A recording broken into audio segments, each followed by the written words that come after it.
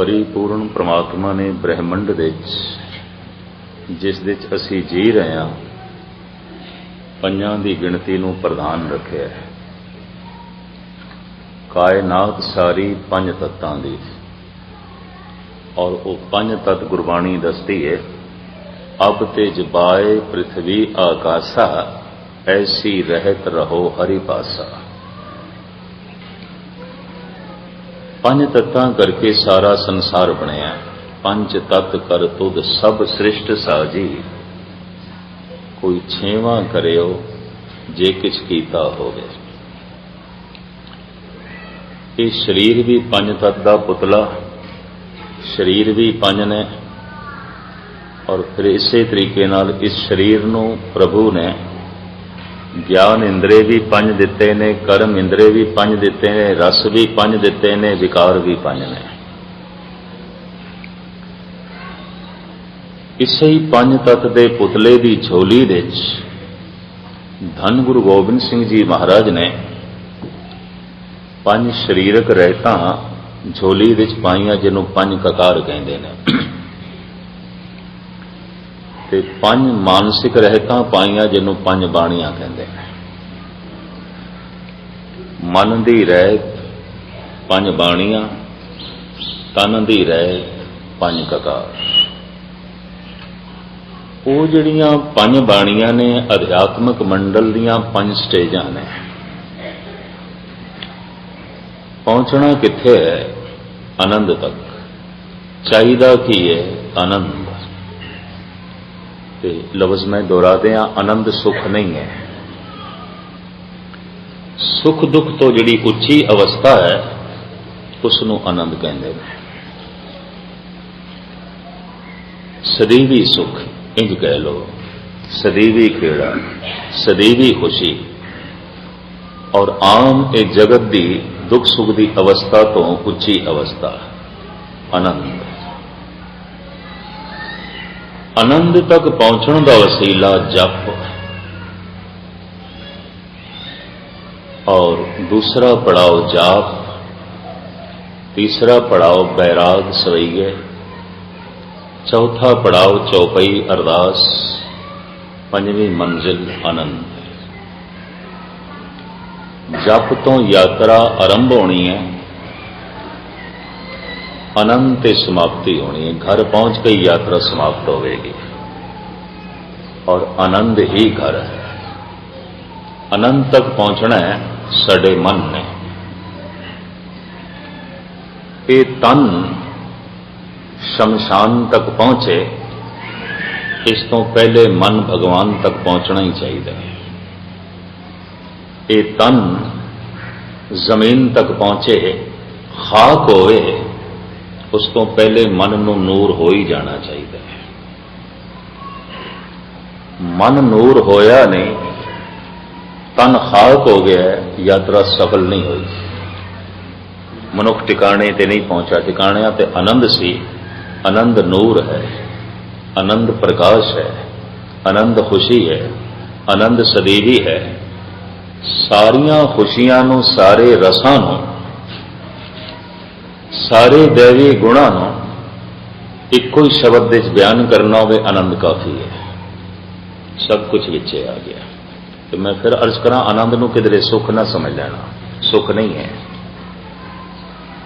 दोहरा दें, सुख परिवार तो भी मिलता है, आनंद परिवार तो नहीं मिलेगा।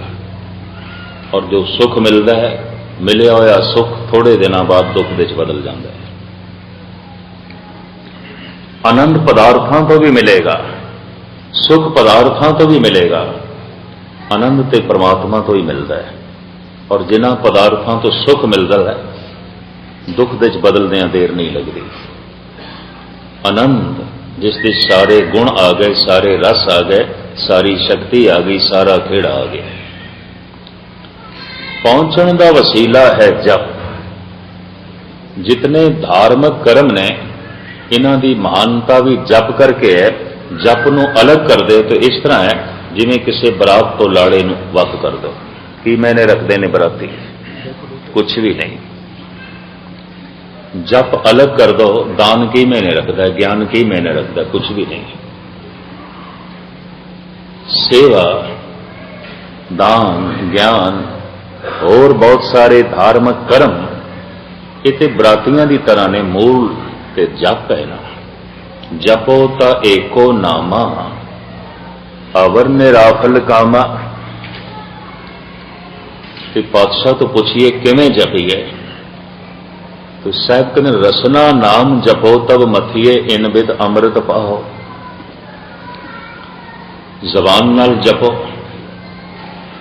बस सिर्फ रसना नाल वाहिगुरु वाहिगुरु वाहिगुरु बस इन्ना ही कहना है।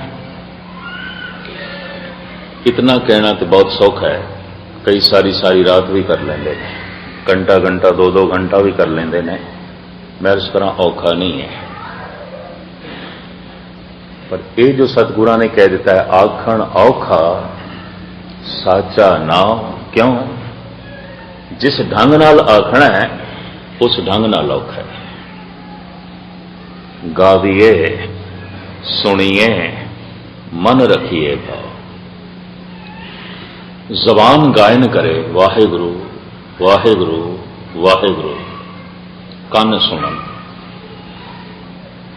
सरवणन गोबिंद गुण सुनो और गाओ रसना गीत। पाठ करना कोई बहुत औखा नहीं। मैं ऐसे अखंड पाठी भी देखे ने 18-18 घंटे रोज पाठ कर रहे हैं। पर गाविए सुनिए, जबान बोले, पाठ करे, गायन करे, कन सुनन, मैनू उम्मीद नहीं 1 मिनट भी हो सके। 1 मिनट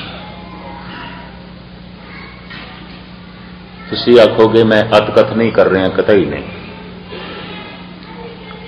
अगर कोई इस युग दे 1 मिनट भी ऐसा कर सकता है, उन्होंने फिर अज दे युग दा प्रहलाद कहना ही पएगा।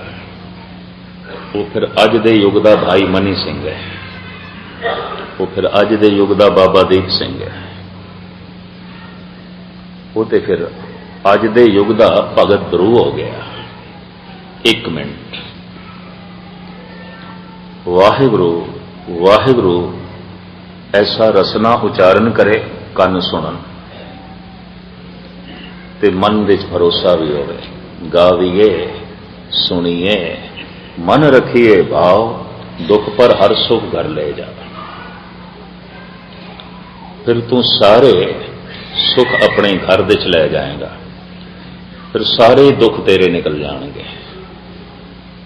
भोजन दी बुरकी मैं मूंह दे च रख लवां, थल्ले ना करा, भुख नहीं मिटेगी और शरीर नूं ताकत भी नहीं मिलने लगी। पानी दा घुट मैं मूंह दे च रख लवां, थल्ले ना करा, प्यास नहीं मिटेगी, शरीर दी लोड़ दी पूर्ति भी नहीं होगी। जो शरीर नूं चाहिदा उस तत्त दी पूर्ति भी नहीं होगी। वाहिगुरु वाहिगुरु बस सिर्फ मेरी जबान गायन कर रही है, मैं सुनदा नहीं पिया। ये तो इस तरह है जैसे पानी का घुट मैं मूंह दे च रख लिया, थल्ले कीता ही नहीं। क्या प्यास मिटेगी? सिर्फ मेरी रसना कर रही है बाणी का पाठ, सिर्फ मेरी जबान। मैं अर्ज करा इस नाल नहीं होना कुछ। हुण ही मैं अर्ज की है, कईयां दी सारी जिंदगी बाणी पढ़दियां लंघ जाती है। कथा कीर्तन करना उस बंदगी का एक बहुत छोटा जिहा हिस्सा है। और मैनू इस जिंदगी दे गुरपुरब के दिन या किसी विशेष दिन 5-5 थावां ते भी कथा करनी पई है, 5-5 घंटे। लेकिन अज भी इस उम्र दे भी मैनू औखियाई लगती है 1 मिनट का वो जप जिसका जिक्र गुरु नानक करते हैं। एक मैं कथनी नहीं कर रहा, जो थानू सुना रहा एक पाठी की तरह सतगुरु की बाणी, उसके विचार। मेरी स्टडी है, सतगुरु मैथों ये ड्यूटी ले रहे, बाकी जी अवस्था है वो गल कुछ हो रहा है। वो मैं अर्ज करा, वो 1 मिनट भी करना औखा है। 1 मिनट शायद मैं ज्यादा कह रहा, कलगीधर पिता दे कहंदे ने एक चित जै एक छिन ध्यायो, काल फास के बीच ना आयो। एक छिन, एक सैकंड। जबान वाहिगुरु करे ते कन सुन लैन।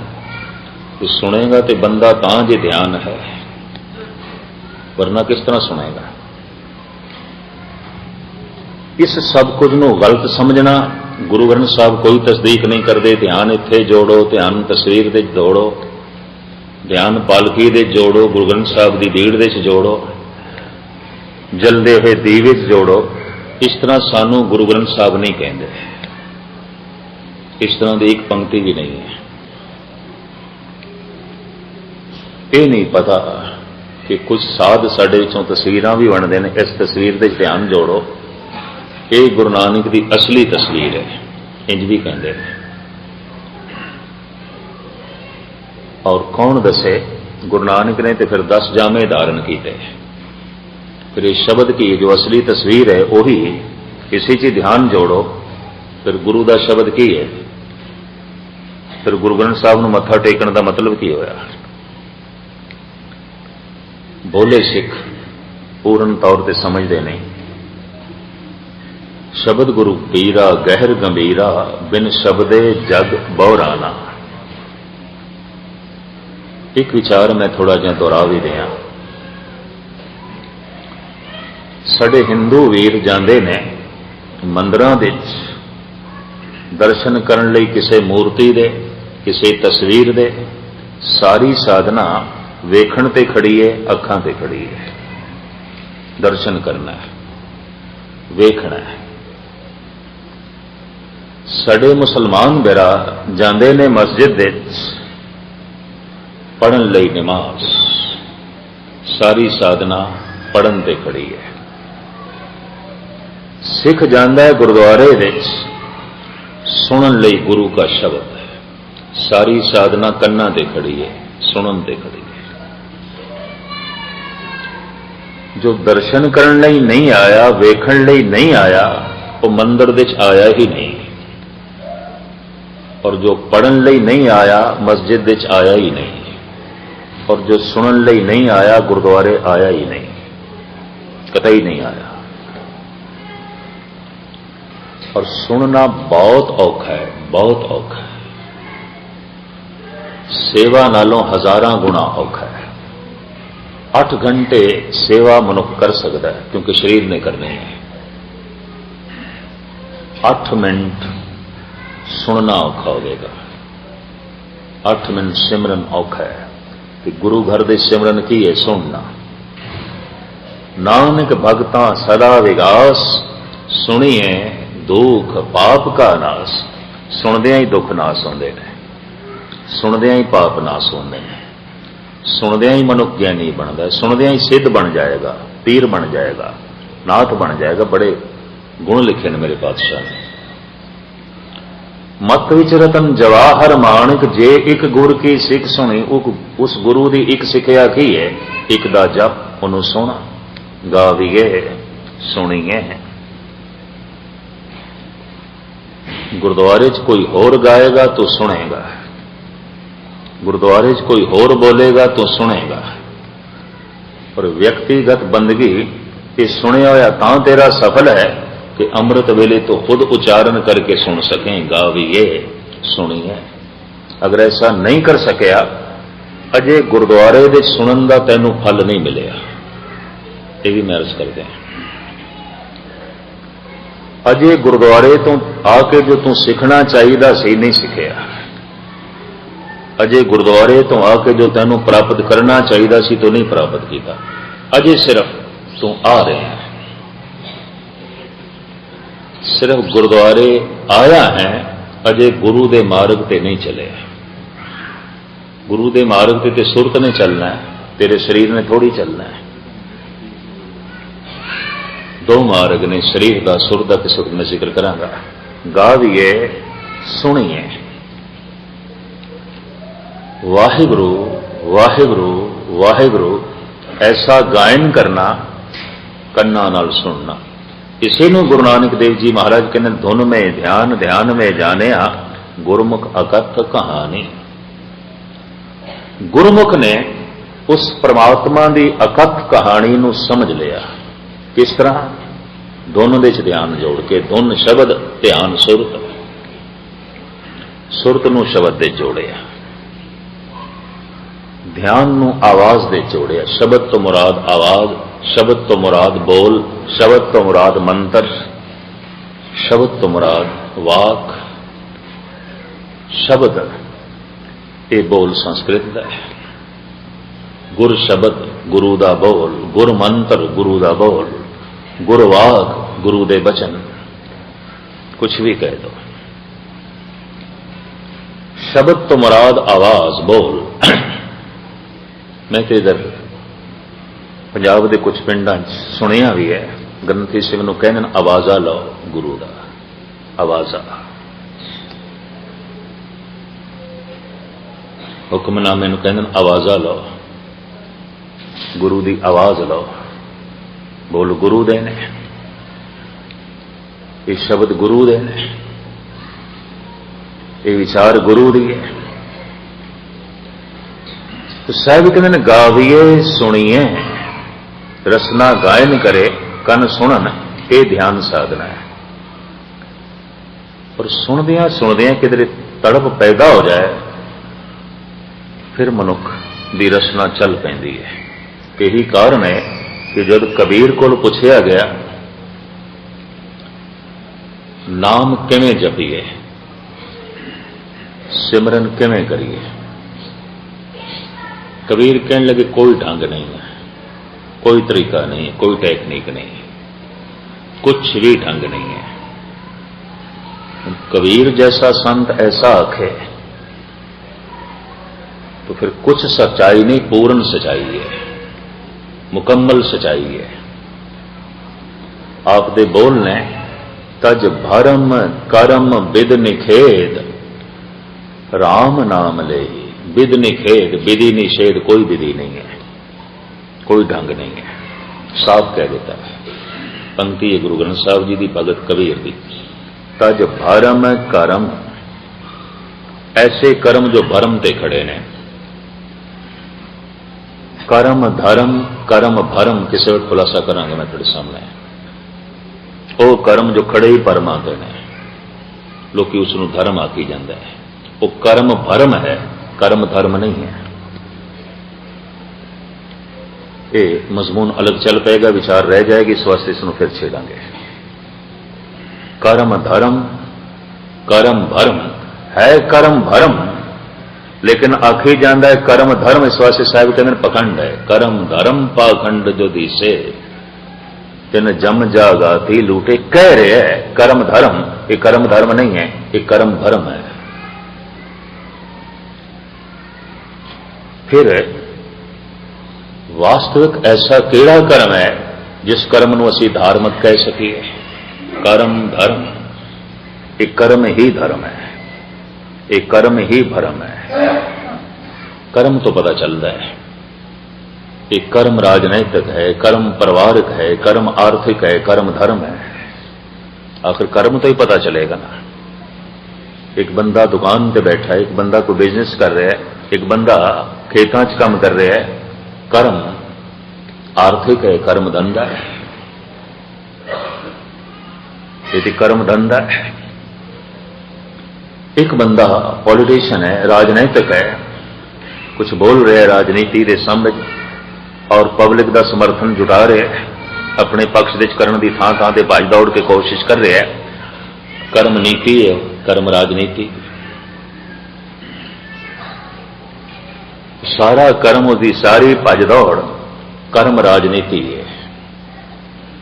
कर्म भरम, जो कुछ करदा पे इसनों खुद बोध भी नहीं, इसनों पता भी नहीं, करदा पे कुछ होर जान के, समझदा कुछ होर है, तो जो कुछ करदा पे वो ऐसा है नहीं।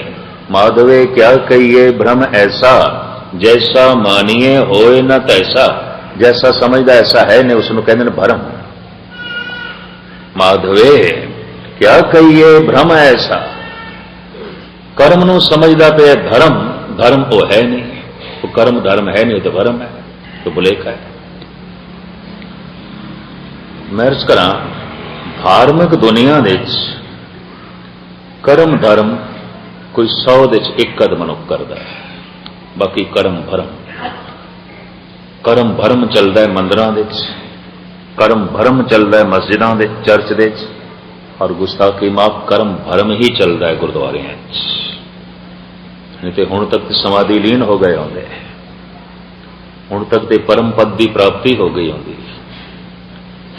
जीवन रोज रोज अगां लंघ रहा है, पर साडे नाल दुख ही चल रहे हैं। सुख तो चलता कोई नहीं पिया, आनंद तो चलता कोई नहीं पिया। उम्र दे वधदिआं आनंद का जन्म तो होया ही नहीं, उम्र वधदी जा रही है, दुख भी वधदे जा रहे हैं। एक बच्चा इतना दुखी नहीं जितना जवान है, और एक जवान इतना दुखी नहीं जितना बुढ़ा है। उहदे कोल शरीरक पीड़ा भी है, उहदे कोल मानसिक पीड़ा भी है। किसी वक्त खुलासा करांगे ये भी। जितना बुढ़ा दुखी है तन करके मन करके, इतना जवान नहीं है, और जितना जवान पीड़ित है उतना बच्चा बिल्कुल नहीं है। अजे बच्चे कोल हासे हैं, अजे खेड़ा है, अजे वो फुल की तरह खिड़ सकता है। कुछ दिनों की गल है, सिवाय रोने तो होर कुछ भी नहीं होगा। और बुढ़ेपा मुरदमी, मुरझाहट, उदासीनता होके टहदी कला, इस तो इलावा और रह की कहता है, कुछ भी नहीं। लंघदी जा रही उम्र, वधदा जा रहा है ये समा, पर दुख भी वधदे जा रहे हैं। और ऐसा होना नहीं चाहिए सी। कर्म भरम है, दुख तो वधेगा। चर्च दे मंदिरां दे मस्जिदां दे गुरुद्वारियां दे कर्म भरम। हाँ, एक कर्म कर रहा है धर्म जान के, जबकि धर्म नहीं है। माधवे क्या कहिए भ्रम ऐसा। और साहब कहते धर्म जान के कर रहे है, कर्म धर्म नहीं है, तो पखंड है। ये तो दिखाई दे रहे है कर्म धर्म है नहीं। पाखंड खंडित दो टुकड़े, दिखाई कुछ दे रहा है कुछ, पखंड शब्द ये भी संस्कृत है। खंडित, जो दिखाई दे रहा है वो नहीं है कुछ और, दिखाई कुछ और दे रहा है, पखंड। दिखाई तो दे रहा है एक गुरुद्वारे आया है, पर वाकई गुरु तक आया है, एक गुरु ਨੂੰ मिले है कतई नहीं। ये गुरुद्वारे बैठा भी पता नहीं केड़ी दुनिया च बैठा रहा है, पर दिखाई तो देंदा पे गुरुद्वारे आया है। कर्म धर्म दिखाई दे रहा है, साहब कहते नहीं कर्म भरम, ये पखंड है। कर्म धर्म पाखंड जो दिसे, तिन जम जागाती लूटे। वास्तविक कर्म धर्म की है। भगत कबीर कहते हैं केवल कर्म भरम से चीनो, कलगीधर पिता, केवल कर्म भरम से चीनो, धर्म कर्म अनरागो, तज भरम कर्म बिद निखेद। राम नाम ले ही गुरु प्रसाद जन कबीर राम कर सने। कलगीधर पिता भी ऐसा ही कहते हैं, ऐ धार्मिक बंदे हो, कर्म थोड़े भरम ते खड़े ने, कोई धर्म नहीं है। केवल कर्म भरम से चीनो, गुरु गोबिंद सिंह जी महाराज। केवल कर्म भरम से चीनो, थानू दिखाई दे रहा असी धार्मिक कर्म कर रहे हैं, जगत नू दिखाई दे रहा असी धार्मिक कर्म कर रहे हैं, ये भरम है, कर्म नहीं, ये धार्मिक कर्म नहीं है। नहीं तो हुण तक तो पहुंच गए होंगे धर्म तक, धर्म आनंद है। हुण तक तो पहुंच गए होंगे निर्वैर तक, धर्म निर्वैर है। हुण तक तो पहुंच गए होंगे महान दया ते परम प्रेम तक, धर्म ते आखिर यही कुछ है।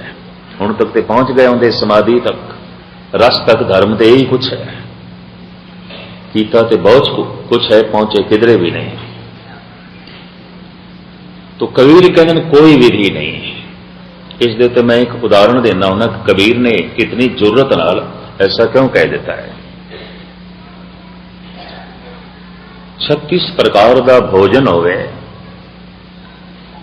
थाल दे च परोसे होया, किसी दे अगों रख दईए, अगला ये कह देवे खाण का ढंग भी दसो, किवें खाइए। एक गल स्पष्ट हो गई, इन्हूं भुख नहीं लगी। भुखा बंदा नहीं पुछदा, भुख उसनूं मजबूर कर देंदी, खा मूँह च पा। और किस ढंग नाल खाना है? कोई बुरकियां अखां च पाणियां ने, कन्नां दे च पाणियां ने, मूँह च ही पानी।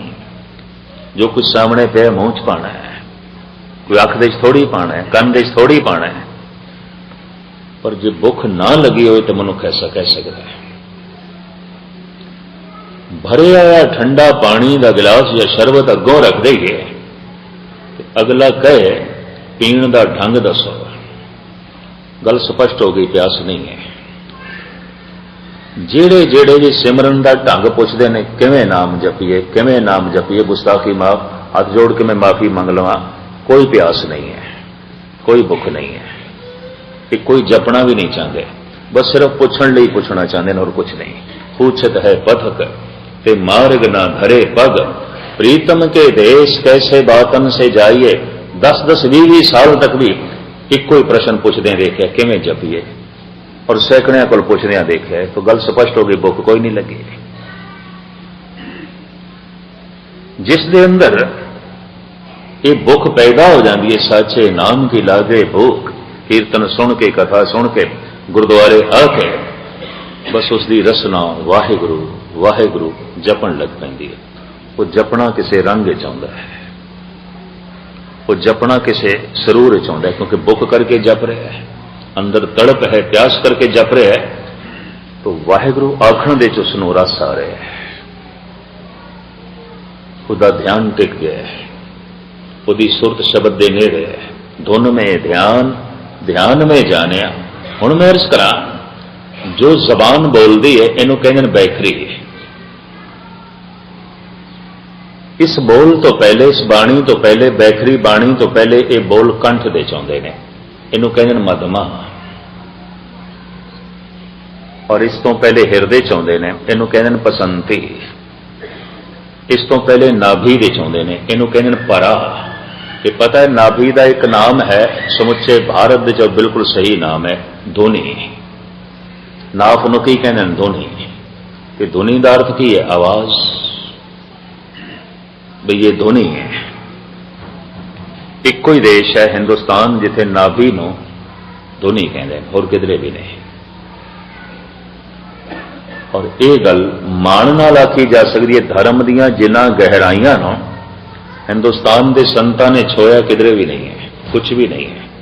सब उपर बचकानियां गल्लां मिलणगियां तुहानूं, गुस्ताखी माफ। इस छोटी जी जबान नाल मैं वड्डी गल कर रहा, बाइबल दे कुरान दे बिल्कुल बचकानियां गल्लां मिलणगियां। कुरान शरीफ पढ़द्या पढ़द्या मैं तो एक दिन हैरान हो गया जब कुर्बानी के पेज आया भी बैल लंगड़ा नहीं होना चाहिए जिन्हों जबा करना है, कुर्बानी देनी। बकरा दागी नहीं होना चाहिए, उठ काणा नहीं होना चाहिए, औखे ना होना। मैं तो कई दफा हैरान हो गया, मैं कि पढ़ के ही रहा। एक धार्मिक ग्रंथ और काफी लंबी चौड़ी कुर्बानी ते विचार हो रहा। 500 सफ़े बाइबल दे भी ऐसे ने तुसी परिवार दे पढ़ भी नहीं सकते, सुना भी नहीं सकते, इतने थले ने सभ्यता तो।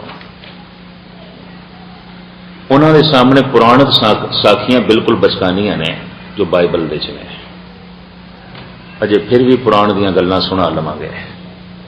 चलो ठीक है, इंद्र ते चंद्रमा मिल के किसी व्यक्ति के नाम, आखिर ममता की मारी हुई मां भी पुत्र नूं कह देती है चन्न। लगता कोई बहुत खूबसूरत सी उसका ना इस तरह चंद्रमा रख दिता होना है। ते पता है ये दोवें देवते, ते देवते करदे की ने। गौतम एक वक्त का बहुत बड़ा ऋषि सन, उसकी पत्नी अहिल्या उसते मन मैला करते हैं, उसका सत भंग करते हैं इंद्र ये चंद्रमा देवते। जे देवते ही कुछ करते हैं तो दैत की करते होने ने। पुराणक ये साखियां कई दफा श्रद्धा तोड़ दिया ने। युधिष्ठिर कहते धर्म पुत्र, प्राचीन इतिहास दे उसनूं कहते धर्म पुत्र, पर कमाल का धर्म पुत्र है जुआ खेडदा है। ते जुए दे पहले धन हारदा है, फिर जमीन हारदा है, फिर महल हारदा है, फिर राजपाट हारदा है।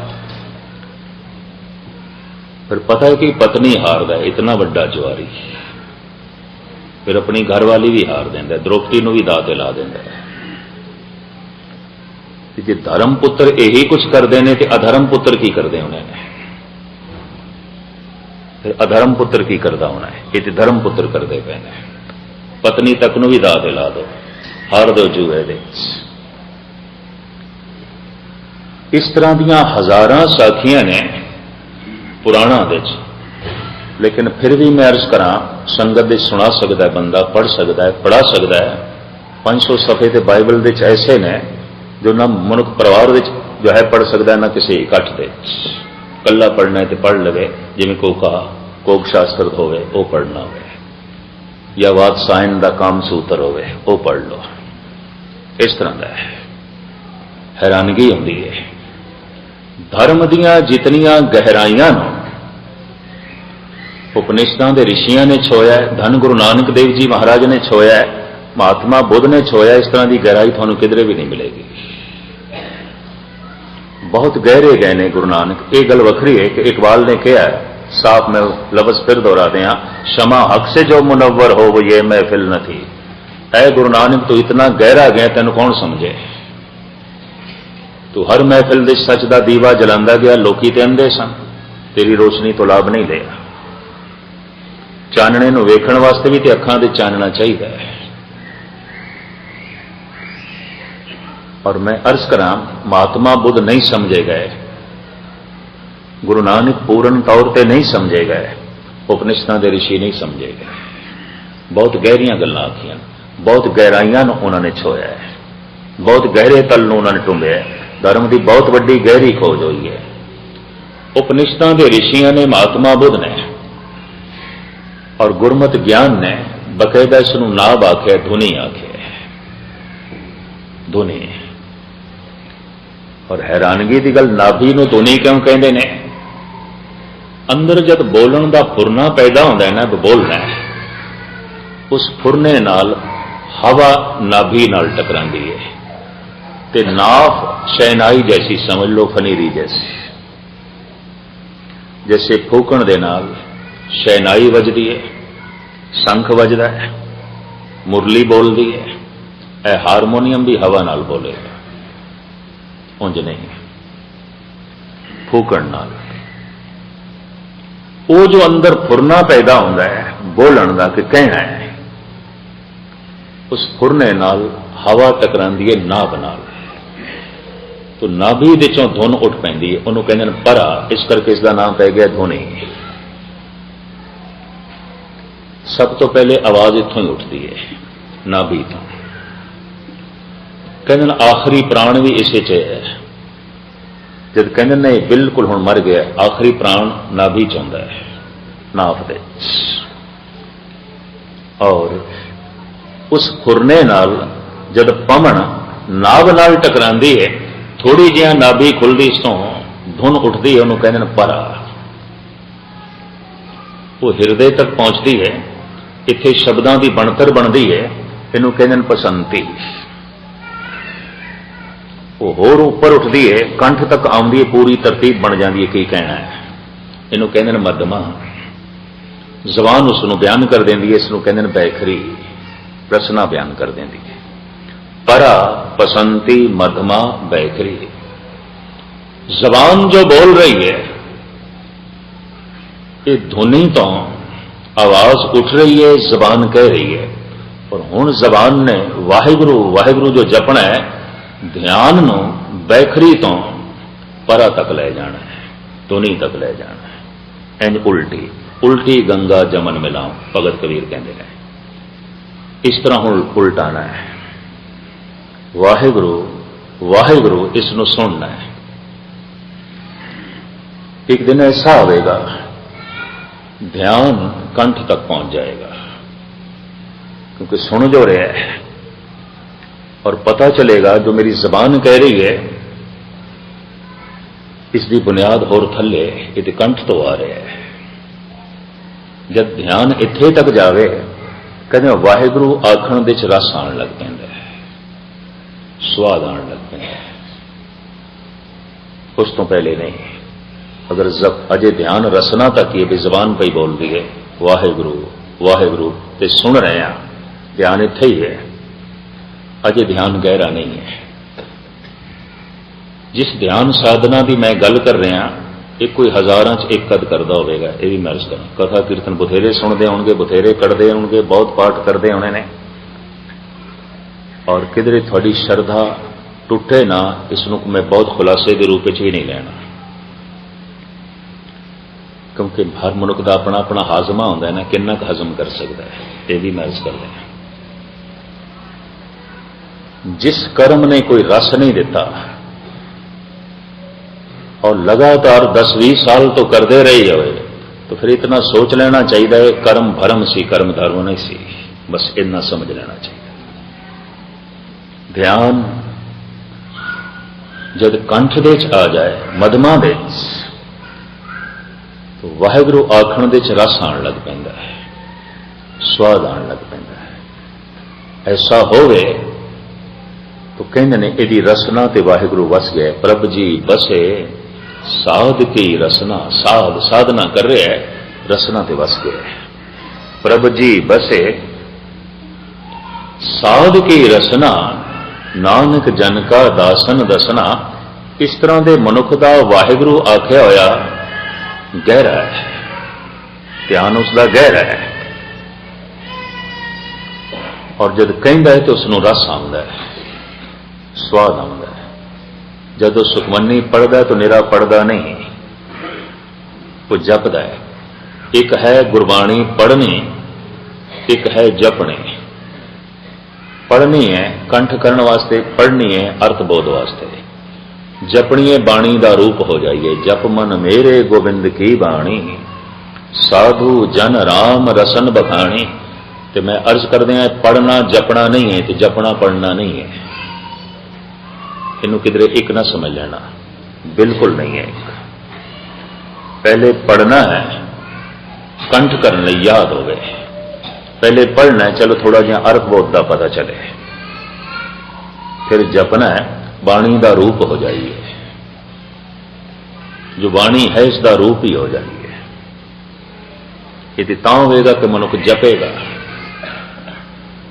पढ़न वाले भी दिखाई दे जाते हैं, जपन वाले भी दिखाई दे जाते हैं, पता चल जाता है ये बाणी पढ़ नहीं रहा, जप रहा है, और ये बाणी पढ़ रहा है, बस पढ़ रहा है, थोड़ा जिहा कंठ करने वास्ते या अर्थबोध वास्ते,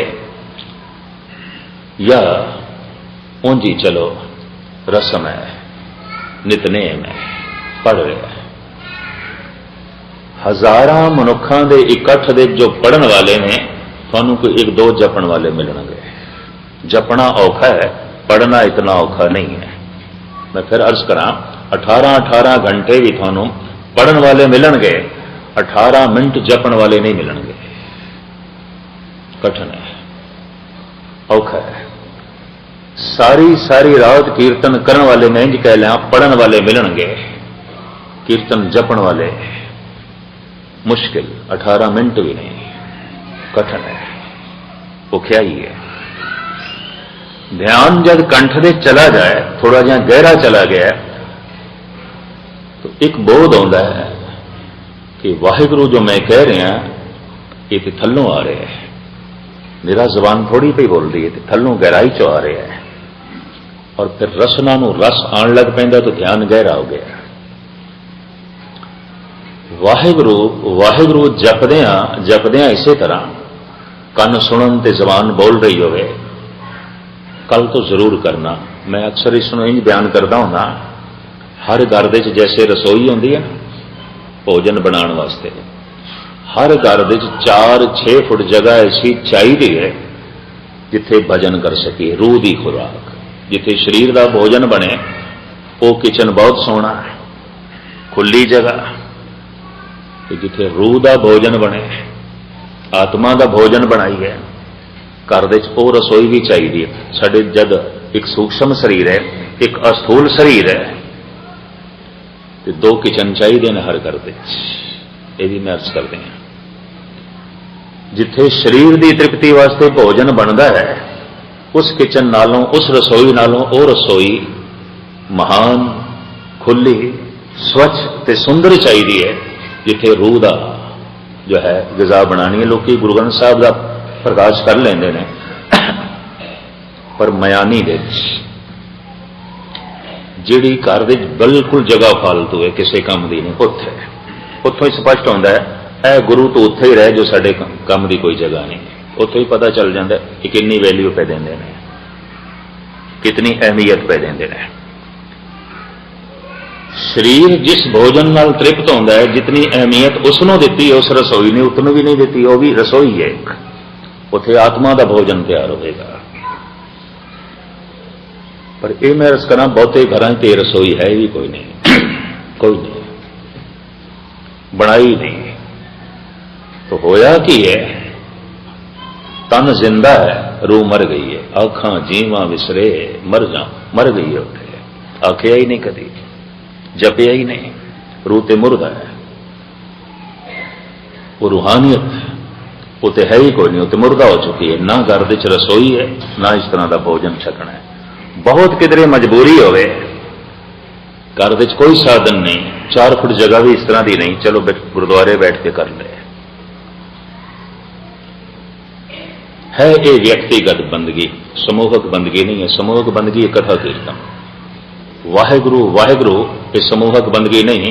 जो बाजे जोड़े जोड़ियां ते छेने लैके वाहेगुरु वाहेगुरु इंज जो है उच्चा उच्चा अलापन लग पेंदे, मेरी आत्मा कभी उन्होंने सहमत नहीं हुई। ये भी मैं अर्ज करने हैं, ये व्यक्तिगत बंदगी है। इतने कीर्तन करो, कथा करो, गुरबाणी का पाठ करो, जप करो। वाहिगुरु ये व्यक्तिगत बंदगी है, व्यक्तिगत। समूहक बंदगी, व्यक्तिगत बंदगी। दरबार साहब दे इस तरह वाहिगुरु वाहिगुरु करने की कोई इजाजत नहीं, कीर्तन होगा सिर्फ। उतों प्रेरणा लैके जाओ, फिर व्यक्तिगत बंदगी वाहिगुरु वाहिगुरु जपो। और वाकई ये गुरुद्वारे तो प्रेरणा ले आया है, इनू फल मिल गया है। पहचान की होगी, वाहिगुरु वाहिगुरु जपन लग गया, बस ये पहचान है। ये रसोई घर दे चाहिए 4 फुट। अगर रोज रोज उसी थां ते बैठ के जप जारी रहा, यकीन जानो जगह भी चार्ज हो जाएगी। और जिथे तक दास का निक्का जिहा अनुभव, अगर उत्थे कोई दुष्ट भी बैठ गया ना उस थां ते, उसकी जबान तो भी वाहिगुरु निकल जाएगा। वो जगह इतनी चार्ज हो जाएगी, उस जगह का इतना असर है। और जो एक दफा 4 फुट जगह को असी चार्ज करने दे सफल हो गए, मंदिर बनाने दे सफल हो गए, तो सारा घर मंदिर बन जाएगा, सारा घर धर्मशाल बन जाएगा। घर घर अंदर धर्मशाल होवे कीर्तन सदा वसोया। इस ढंग नाल जी कि तेरा घर भी गुरुद्वारा बन जाए, इस ढंग नाल ना जी कि तू गुरुद्वारे को भी अपना घर बना लवे। मैं लफ्ज़ फिर दोहरा दें, इस ढंग नाल जी कि तेरा घर भी गुरुद्वारा बन जाए, इस ढंग नाल ना जी कि गुरुद्वारा भी तेरा घर हो जाए। घर नो गुरुद्वारा बना, गुरुद्वारे नो घर ना बना। जिहड़ियां हरकतां तू घर विच करदा है, वही गुरुद्वारे करन लग पिया, तो गुरुद्वारा तो घर बन गया नहीं। तू घर विच भी इस ढंग नाल जी कि घर गुरुद्वारा बन जाए, तेरे घर दे कोलों कोई लंघे, अगलियां नूं महक मिले धर्म दी। घर घर अंदर धर्मशाल, घर ही धर्मशाल हो जाए। चलो सारा घर नहीं धर्मशाल बना सकता, सारे घर नूं रूहानी किचन नहीं बना सकता, तू 4 फुट जगह ते रख, जिथे चौकड़ा मार के तू वाहिगुरु वाहिगुरु जप सके, और उस जगह नूं महफूज रख ले, उत्ते होर कुछ ना होवे। पुराना निजाम तो यह कहता सी कि रसोई नूं पवित्र रखो, तन की खुराक जिथे बने, ते मन की जिथे बननी उन्होंने तो पवित्र रखना ही है, साफ रखना ही है, दोवें पवित्र रख। ध्यान जद कंठ दे च आवे, मधमा दे रसना नूं रस आण लग पैंदा है। वाहिगुरु वाहिगुरु ये जप जारी रहे, ते ध्यान चला जाए हिरदे तक। इस तरह का मनुख अनहद की धुनी सुनन लग पैंदा है। बिनवंत नानक गुर चरण लागे, वाजे अनहद तूरे, तूरे शहनाइयां, अनहद दियां शहनाइयां वजन लग पईयां। चेत अचेत मूड़ मन मेरे, बाजे अनहद बाजा, अनहद दा वाजा वजन लग पेगा, तू चिंतन ते कर। हर तीजे चौथे शब्द विच अनहद शब्द का जिक्र आ जाएगा गुरु ग्रंथ साहिब दे। आहत जो दो चीज़ों के टकराव तो पैदा होता है शब्द, जैसे दो हत्थों के टकराव तो, पत्थर नाल पत्थर टकरावे, सोने नाल सोना, लोहे नाल लोहा या लोहा पित्तल नाल, दो चीज़ों के टकराव तो जो आवाज़ पैदा होती है उन्होंने कहना आहत। पर जो ब्रह्मंड दे व्यापक है उन्होंने कहते अनाहत, उसे तो सारा जगत पैदा होया। कीता बसाओ एको कवाओ, तिस्ते होए लख दरियाओ। ये नाद हर मनुख के अंदर वज रहा है, घट घट वाजे नाद, सुनाई क्यों नहीं देता, ध्यान नहीं अंदर मुखी। जब हिरदे तक ध्यान पहुंच जाए, पसंती तक, ये अनहद दियां धुनियां सुनाई देन लगते। अनहद रूप अनाहद बाणी, चरण शरण जै बस्त भवानी। आहत शब्द साडे ने, असी बोलते हाँ। अनाहद बोल परमात्मा दे ने, ब्रह्म वाक उन्होंने कहते हैं। ब्रह्म बोल, ब्रह्म का शब्द, ब्रह्मंड की ध्वनि है। मनुख गाहे बगाहे सुनता है, बहुते ते नहीं। इस तरह के मनुखों के नाल धरती जरूर भरी पई है, बहु गिणती च ना सही, पर फिर भी है। और इस तरह के पुरुष दास नूं मिले ने, कईयां ने तो हैरानगी नाल पुछिया की है, साड़ी समझ तो परे एक ही है। क्योंकि कलगीधर पिता ने खुद ये लिखे है, ऐसा हो सकता है कि मनुख हैरान होकर पूछे ये कौन आए आत्म स्वरूप जै अमित तेज अवगत अबोध। श्री मुखवाक पातशाही दसी एक ही है, कौन है, ये किसकी आवाज है। ऐसा प्रश्न अभ्यासी के अंदर पैदा हो सकता है, क्योंकि जिंदगी पहली दफा तो होना है इस तरह, पहले तो इसका कोई अनुभव है नहीं। तो हैरान होके कह सकता है कि है, लेकिन अजे भी इसने मंजिल नूं नहीं छोया, अजे भी अनाहद नूं सुनदा पिया है, अजे भी उस परम अनंत तक नहीं पहुंचया। कहते ने ध्यान जद पहुंचे किथे, परा तक, नाभि तक, जिथों ये धुन उठती पई है, धुनी तक ये धुन पहुंच जाए। जिथों धुनी उठ रही है, वाहिगुरु वाहिगुरु सुन के यही धुनी फिर उत्थे पहुंचे। उल्टी गंगा जामन मिला, धुन नाल इस तरह धुन टकरावे, कहते नाभि पूरी खुल जाती है। ये दो हालतां दे विच खुलदी है, दो हालतां। एक जद मौत आउंदी है, अंतिम समय ये नाभ खुलती है। जिक्र करते हैं मेरे पातशाह, आज काल खुलै तेरी गांठड़ी। अज कल दे गंढ खुलण वाली है, ये नाभ खुलण वाली है। इसे दे चोट जो मौत करती है ते नाभ खुलती है, आखिरी प्राण निकलता है, तो शरीर की जिहड़ी हालत बनती है वो ये, हथ मरोड़े तन कपे स्याऊ होआ सेत। इंज मुठियां बंद होणगियां, दंगियां वजणगियां, कंबनी छिड़ेगी, समझ लो गंढ खुल गई, आखिरी प्राण गया, मौत हो गई शरीर की, खत्म। ये प्राकृतिक रूप में हर एक दी गंढ खुलती है, पर उस समय खुलती है, कोई होश नहीं आता, बेहोशी सी खुलती है। और चूंकि पीड़ा इतनी जबरदस्त होती है तो प्रकृति बेहोश कर देती है। जैसे ऑपरेशन करने लगे डॉक्टर बेहोश करता है, उस जगह को सुन करता है। यकीन जानो एक शरीर दे जीवन चेतना कढ़ के दूसरे च पाना है, ये तो बहुत बड़ा ऑपरेशन प्रकृति करती है, परमात्मा करता है। तो प्रकृति बेहोश कर देती है, उस समय कोई भी होश च नहीं आता।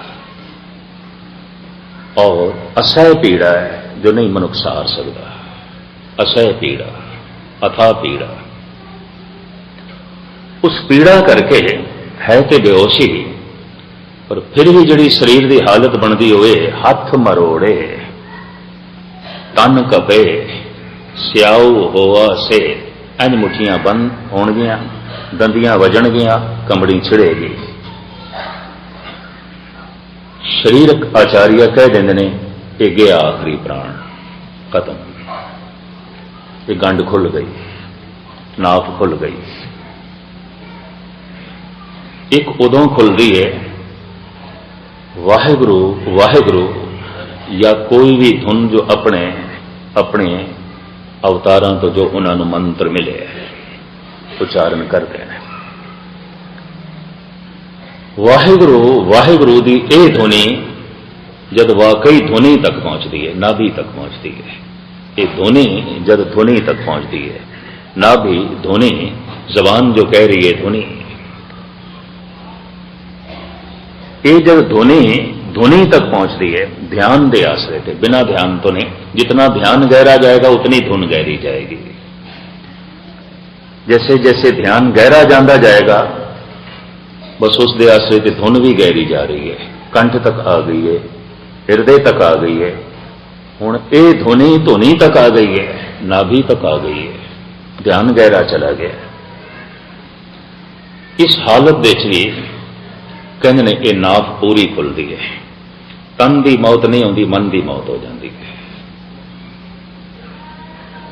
वो जब तन की मौत आती है सेम उही हालत अभ्यासी की बनती है जब मन की मौत आती है। बिल्कुल मुठियां बंद होंदियां, दंदियां वजदियां, कंबड़ी छिड़ती है। जब धुनी धुनी तक पहुंच गई, गुरु नानक की यह हालत हुई, तृप्ता जी वैद नूं बुला लिया, ये की हो गया मेरे बच्चे नूं, कंबड़ी छिड़ी हुई है। पहले तो कंबल पाया माता तृप्ता ने, कंबड़ी चल रही है, रजाइयां पाइयां, अग बाली, इन्नी ठंड नहीं सी पर कंबड़ी, दंदियां वज रही हैं और मुठियां इंज बंद, दंदियां वज रही हैं, कंबड़ी छिड़ी हुई है। तृप्ता जी ने सुनिया सी ते इस तरह के पुरुष भी देखे सन अंतिम समय जिन्हां दी ये गंढ खुलदी है, तो भजी होई गई, वैद नूं बुला लिया, वेखो तो सही मेरे लाल नूं की होया है। कहंदे ने नबज वेखी वैद ने और मत्था देखिया, अखां देखियां, जो आयुर्वेद का ढंग है शरीर की जांच पड़ताल करने का। ये वैद कहन लगा माता तृप्ता नूं, मां जी जिथे तक मेरा ज्ञान कहता है गुरु नानक की नबज ठीक चल रही है, दिल की धड़कन भी बिल्कुल ठीक है, और मैं मत्थे ते भी हाथ ला के वेखे, इसका तापमान भी बिल्कुल ठीक है, बराबर है। मैं हाथ पैर भी देखे ने, इन्हां दी चाल भी ठीक है, इन्हां दा तापमान भी ठीक है। जो मेरा ज्ञान है उस दे मुताबिक ये रोगी नहीं है। तो तृप्ता जी कहने लगी, अच्छा फिर मैं कोई होर वैद बुला के लिया। कंबड़ी छिड़ी हुई है, दंदियां वजड़ियां पईयां ने, मुठियां बंद ने, तो कहना रोगी नहीं ने, इसका मतलब है तेनू समझ नहीं आई। कहने वैद ने हाथ जोड़े, मां जी मेरी तौहीन ना करो, मैं सही कह रहा, ये रोगी नहीं है। तुम ला रहे हो, मैनू समझ नहीं, मैनू समझ है पूरी, पर थोड़ी तसल्ली लई मैं फिर देखदा। उदों गुरु नानक ने वैद नूं कह दिता, न वक्त जाया कर, जो कुछ मैनू हो रहा है तेरी पकड़ तो परे है, वो तेरी पहुंच तो पकड़ परे है। वैद बुलाया वैद भी पकड़ डडोले मां, ये भोला वैद न जाने कर करे जे माए, गल ते कुछ होर है, ये नबज पिया वेखदा है, ये शरीर की क्रिया पे देखदा है। मुख्तसर मैं अर्ज करा, सेम यही हालत एक दिन मुहम्मद साहब की हुई। हदीसां नूं मैं पढ़ रहा सी एक दिन, ये रोज बंदगी करन लई एक गार दे च जांदे सन, गुफा दे च, उत्थे ही ऐसा हो गया, नाफ खुल गई